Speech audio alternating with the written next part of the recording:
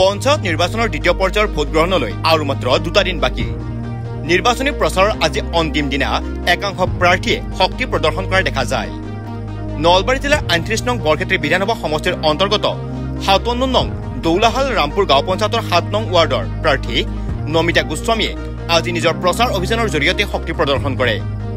ৱাৰ্ডটোৰ 5 শতাধিক সমৰ্থকক লগত লৈ নমিতা গোস্বামীয়ে ৱাৰ্ডটোত পদযাত্ৰা উলিয়ায়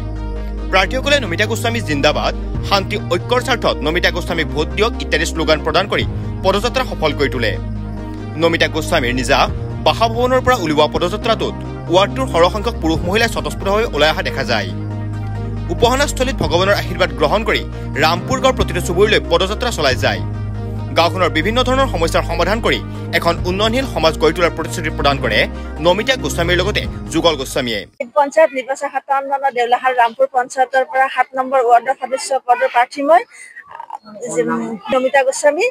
আৰু ৰাইজে মোক মানে বহুত আশীৰ্বাদ পাইছো এতিয়ালৈকে দমকলৰ ছবিত ভোটটো দিলে মই জয়যুক্ত হ'ম আৰু ৰাইজৰ হকে মই সেৱা কৰিবলৈ চেষ্টা কৰিম সঁচাকৈ আজি মই আনন্দিত আমাৰ ৰামপুৰ ৱাৰ্ডৰ গোটেই পুৰুষ মহিলা গোটেইখিনি প্ৰায় 80% পুৰুষ মহিলা গোটেইখিনি ওলাই আহিছে আজি মই আমাৰ সহকৰ্মীৰ লগত সকলো সহযোগিতা কৰিছে মই আটাইকেইজনক মই ধন্যবাদ জনাইছো আৰু সকলোৱে মই আশা কৰো সকলোৱে মোক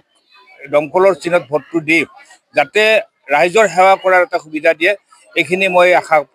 প্ৰকাশ কৰিছো বৰপেটাৰ পৰা লাচিত বানৰ report news any 365 Stay informed, stay ahead. News Any 365